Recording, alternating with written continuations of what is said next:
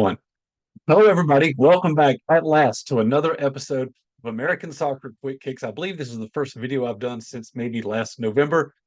If you thought I was going away for good, I'm sorry to inform you. I am back for the new year. I hope you enjoyed the end of the MLS regular season. Congratulations to the Columbus Crew. And we are going to be keeping tabs on the United States men's national team throughout this year. We have a window coming up next month. I believe it's going to be the Nations League, CONCACAF Nations League action. We'll be tackling that as we get closer. Just to wrap up last year, the trophy winners last year in MLS, Columbus Crew won the MLS Cup.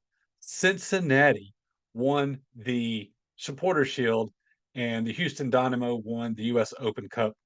I love all those teams, and I love the coach there at Columbus and a couple of former Atlanta players on that Columbus Crew that just won the cup. So I'm happy to see that happen. Cincinnati, what an incredible story theirs is. After joining the league in 2019, they for the three consecutive years, their first 3 years in the league, had the worst record of anybody. And not only did they finish last all 3 years, but they finished at historic lows, the worst seasons ever in league history. And they finally have been able to turn around. They got the right coach in place, the right GM in place, and now that whole organization is the class of the league. And they won the Supporter Shield last year fairly easily. So, congratulations to them. I love to see that kind of success. I'm actually going to be traveling to Cincinnati in March, and I will be seeing them in action. I believe it's going to be against NYCFC, so I'm looking forward to that. And Houston Dynamo, also a wonderful story. First year coaching the team for Ben Olsen. Ben Olsen was somebody I saw when I've followed his whole career. I was aware of him when he first started playing as just as a young player coming in as a rookie and getting his first caps with the U.S. team. And he, of course, was with DC United for years. He was coaching them for 10 or 11 years. I don't think anybody expected him to really maybe have huge success as a coach elsewhere in the league. Once he lost that DC United gig, I don't know if anybody expected him really to be coming back. He was hired by Houston. It seemed underwhelming. We didn't know what to make of that kind of hire.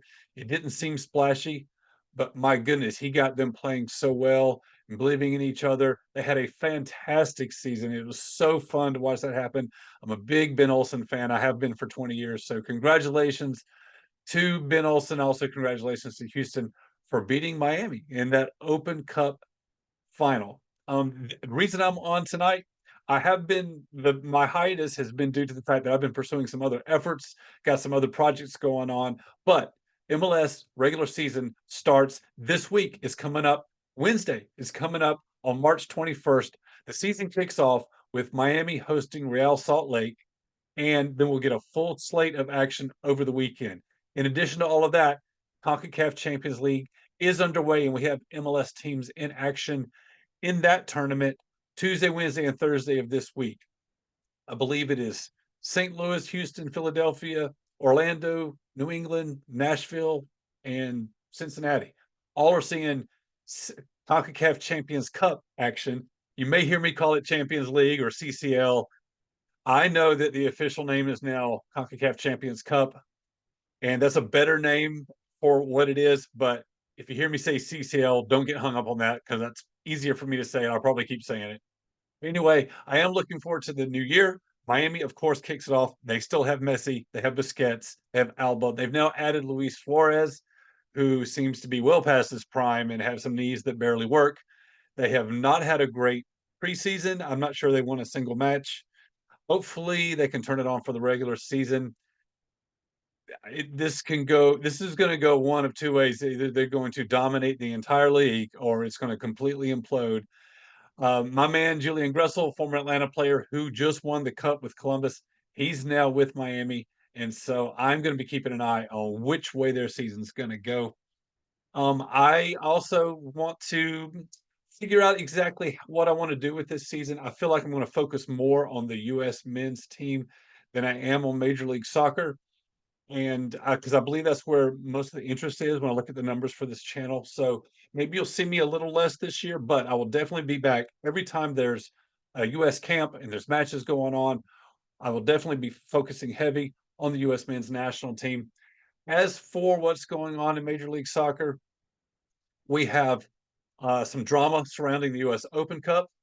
Back in December, MLS announced that they were not going to be participating in the Open Cup, and they would be sending the reserve team, which is actually third division soccer, MLS Next Pro. And the thing is, they don't get to just unilaterally decide that. They announced it, but they had to file the request with U.S. Soccer Federation. And U.S. Soccer Federation denied that request and said, nope, can't do that. The trick here is that the requirements to remain a Division One sanctioned league in this country requires you to participate in the Open Cup. And so right now there are daily negotiations going on between the federation and the league. And if the league is not going to do this, then the US Open Cup has the authority and really has the obligation to remove the D1 status from MLS. Like that should happen. And that would be a major, major blow. It would disrupt everything with how the sports are organized in this country, and it would be severely damaging to MLS. But it's and the reporting coming out now is that the league kind of has the leverage here, and it's putting the federation in a really tough spot. One thing that might happen, one thing that's in danger of happening, is canceling this year's tournament, because if it gets canceled, then you can't de-sanction MLS for not participating in it because it didn't happen. And right now, what MLS is saying is that their schedule's too full and they can't do this. It's to me, it's an artificial crisis. MLS can determine their own roster rules. They can just make their that without anything to do with the federation. They could just change their roster rules that would allow them to bring in the reserve players anyway to play in some of these cup matches, but it would just be under the name of the first team. They could do that. There's nothing stopping them from doing that, except they apparently just don't want to. I believe this congestion has been created by the creation of the Leagues Cup, which I loved the Leagues Cup last year. I thought it was tons of fun, full of insane action, but it doesn't have any history, right? And the Open Cup does. The fans are entirely on the side of saving the Open Cup. I would hate to see the tournament get canceled. Not that it would end forever. Hopefully, certainly not. I don't think anybody's thinking that. But just to lose 1 year just because of these negotiation tactics and playing hardball, this is something that has over a 100-year history. The only time it's ever been interrupted was by the COVID pandemic. Not even World War I or World War II could stop this tournament. That's how old the tournament is. And I would hate to see Major League Soccer just act like a bunch of jerks and cause the whole tournament to be canceled this year. So this is something to keep an eye on. Is a showdown right now between the federation and the league, and the ramifications are potentially huge. So we just don't know what's going to happen with the Open Cup this year. Anyway, I think that's going to do it for this episode. You can watch CONCACAF Champions League matches on Tubi. I think they also have some games on Fox, but I'm watching the action on Tubi. And of course, the MLS season pass that's available through Apple TV Plus is a fantastic value. If you're on board with this league, it's absolutely worth it. I bought this package about halfway through the season last year, and I did not regret it at all. My only regret is I didn't go ahead and sign up at the beginning. It's truly a fantastic package. And because I'm rolling into this year already a subscriber, I'm getting a discount on the new season pass for 2024. So I definitely recommend that, even if you don't want to do that and you're just dipping your toe in Major League Soccer and you just want to check it out a little bit. They are continuing to make some matches available for free in front of the paywall. You can download the streaming channel of Apple TV Plus. You don't have to pay any subscription rates. You can get that for free. You can go to the MLS side of that, and there will be select matches every week that you will be able to watch. You won't have the control of picking which ones to watch. There will just be some that they offer every week for free if you just want to sample it, just like they did last year. And you can certainly get by with that. But if you want to see your team play, if you've got somebody you're supporting, you're probably going to need to get the season pass anyway. Anyway, hockey going on, Hockey Champions Cup going on this week.